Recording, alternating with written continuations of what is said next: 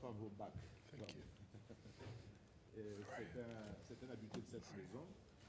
Et ensuite, nous allons écouter Stéphane Vitti de l'Association des exportateurs des produits frais du Geneva. Well, thank you, Mr. Chairman, for your flexibility and understanding concerning the flight that I have to catch. I'd like to first start off by thanking, through you, Secretary General Supachai, for this invitation.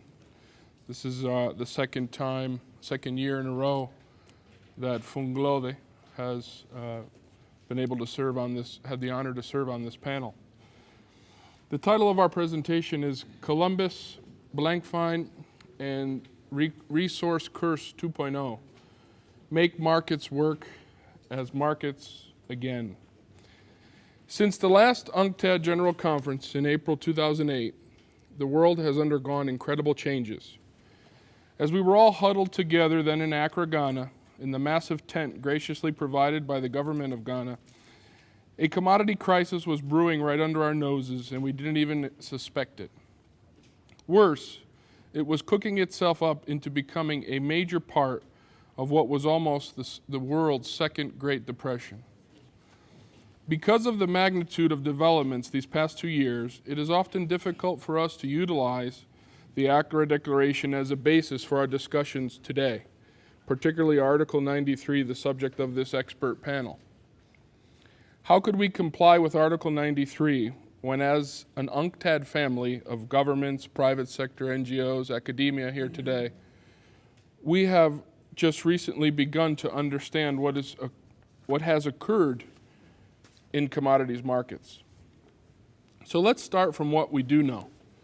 Most of us, almost from the day we began as school children, had been introduced to the world of commodities.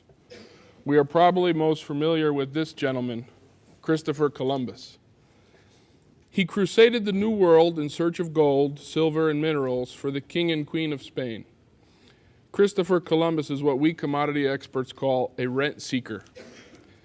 Fast forward 5 centuries, here we have the modern day rent seeker, Lloyd Blankfein, chairman and CEO of Goldman Sachs, probably the leading position holder in commodities futures contracts.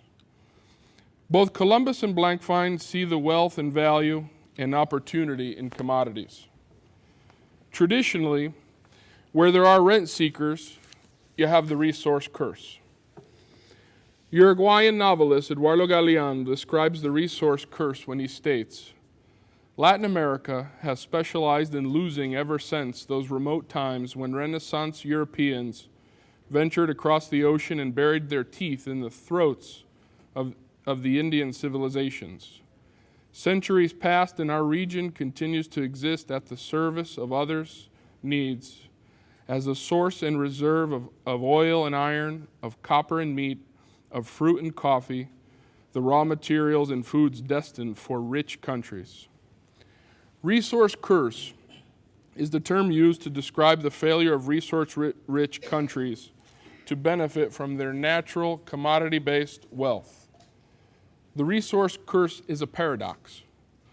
And a paradox, despite sound reasoning from acceptable premises, leads to a conclusion that seems senseless, logically unacceptable, or self-contradictory. What seems senseless, logical, unacceptable, and self-contradictory is that we continue, after witnessing the recent world economic and financial crisis, to approach the commodities problematic as if the solutions lie with a remedy related to the market fundamentals of supply and demand. 1 year ago at this very meeting, I outlined an argument that displayed that excessive speculation in the commodities futures markets, particularly the over-the-counter derivatives, was the #1 culprit for extreme price volatility and the boom and bust of commodities. Rather than an opportunity, the commodities boom has become the greatest obstacle to achieving the Millennium Development Goals. There was nothing positive about the commodities boom. You cannot make a success story out of an ethical crisis. The dark and unregulated OTC derivatives market at the time of the crisis was estimated to have a notional value of $596 trillion. This represents many times the world's GDP. Consider for a moment the magnitude of this amount of capital. $596 trillion. Where is this money now? ODA, FDI, and any resources, revenue, and investment generated from trade do not stand a chance competing with the avalanche of resources pumped into OTC markets. We have made some progress since last year's expert meeting. 1 year ago, few even mentioned speculation, let alone did they understand it fully. Today, many understand it, many are concerned, and many are proposing solutions, both nationally and internationally, here at the United Nations. But many still do not agree, including typical rent-seeking Lloyd Blankfein type Wall Street executives. Our biggest disagreement is over the role and concept of the market. We have heard many statements that prove there is much more work to be done. The severity of the recent world crisis did not seem to serve as a sufficient rude awakening for everyone. This past week's panel on addressing volatility, options for regulation, held during the Global Commodities Forum, which included in its entirety traders and commodities exchange chiefs, was equivalent to putting the perpetrators up on a UN panel and asking them to propose options to the police department for preventing future crime. They made controversial statements such as, no statistical correlation between speculation and volatility exists. Commodities are an asset class that aren't going away. Speculators are an easy scapegoat for high energy consuming countries. Futures markets do not lead to volatility. In terms of regulation and transparency, some, not all OTC markets should go on transparent exchanges. OTC traders should not be forced onto open exchanges. They should be voluntary. Rules and regulations are not going to feed people. You cannot stabilize markets with top-down regulation, and Wall Street is already heavily regulated. Shamefully, and in all seriousness, there was probably more transparency in the markets during Christopher Columbus's time than there is today. The day and age of Lloyd Blankfein, the famed information age, where internet technology provides more transparency and accountability than ever before. We also heard that liquidity is the god of all markets and how it allows for price discovery and risk management. We heard how much speculation has helped in generating liquidity and how technology has been a boon for liquidity. Liquidity is needed in markets and helps hedging and price discovery functions. However, no one complained about a lack of liquidity 10 years ago before the lame duck session of U.S. Congress pushed through the Commodities Futures Modernization Act, which removed OTC derivative transactions, including energy futures transactions, from all requirements of exchange trading and clearing, making a market that now has a notional value of many times the world's GDP, a completely private, bilateral financial market hidden from the world's market regulators. Markets need adequate liquidity, not excessive liquidity. For example, your car's tires call for 35 pounds of pressure. 5 pounds or 135 pounds in each tire would render them dysfunctional. The same applies to market liquidity. According to expert Adam White, the amount of speculation in a market versus bona fide producers and consumers should never be more than 50%. Otherwise, the speculators would clearly be dominating the price discovery function. Currently, speculators occupy more than 70% of the crude oil derivatives market and over 80% of the wheat market on the long side. As the percentage of speculation has risen, the volume of liquidity has risen, and in most cases, price volatility has risen as well. Clearly, excessive speculation has led to excessive volatility. Reverting speculators' participation in the market back to 35%, where it was 10 years ago, would be likely ideal.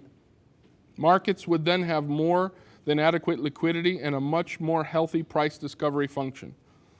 In a recent, not yet published study, experts David Frank and Michael Masters challenged the neoclassical economic interpretations of market fundamentalism in terms of market finance. They state, if limits are not placed on liquidity, speculative interest in physical commodities can outweigh supply and demand from consumers and producers. In such a scenario, prices no longer broadcast information about fundamentals, but instead reflect an amalgam of speculation and actual interest from producers and consumers. Without the information function of markets, they cannot generate optimal allocation of resources. The study addresses the philosophical divide that exists over the role of the market and establishes that markets include participants with behaviors which create prices that allocate resources, leading to the conclusion that it is the market participants' behavior that determines prices in a market. This leads us to believe, after listening to Lloyd Blankfein types of the world, that the greater majority of them believe markets are money or liquidity, and therefore money can do no wrong. They are incorrect. Markets are people. Therefore, if markets are people, market regulation on or off OTC trading terminals is the equivalent of enforcing laws as you would for any other citizen of society. However, now the citizen is the market participant. What makes a market participant a businessman, a trader, a speculator, investor, a producer, a consumer, any more important or less important than the average citizen who is or is not allowed to do many things in society due to regulations imposed and enforced by government? So in conclusion, if we do not prioritize fixing commodity markets first and allow markets to function as markets, free from excessive speculation and non-optimal levels of liquidity, we could forget about achieving sustainability, poverty reduction, or the Millennium Development Goals in almost any commodity-dependent developing country. This is a question of our children, our future, and the future of our planet. And if we do not address commodity markets' challenges first and bridge the philosophical divide regarding the concept and role of markets in society, worrying about the rest would be like putting a Band-Aid on the HIV/AIDS pandemic.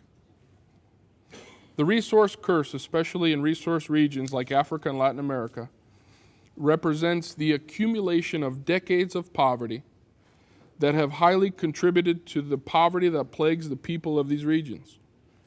This is the poverty of yesterday, while the new challenges in the post-World Economic and Financial Crisis world represent increased poverty and, unfortunately, the poverty of tomorrow. We consider this a new phase, the resource curse 2.0. The Millennium Development Goals have served as a guiding light behind overall development efforts and strategies. As these global development goals have been embraced, we have learned, however, that we have had to contend with new, unanticipated challenges. The recent World Economic and Financial Crisis is case in point. With just 5 years to go before we reach the target date of 2015, the deadline for reaching the Millennium Development Goals, the prospect of falling short for achieving them is very real. Therefore, while these unanticipated challenges have presented difficulties towards achieving the MDGs, the potential to convert commodities into some sort of silver bullet without addressing the aforementioned market challenges with the aim of helping developing countries to achieve them remains inconceivable. We need to rethink commodities.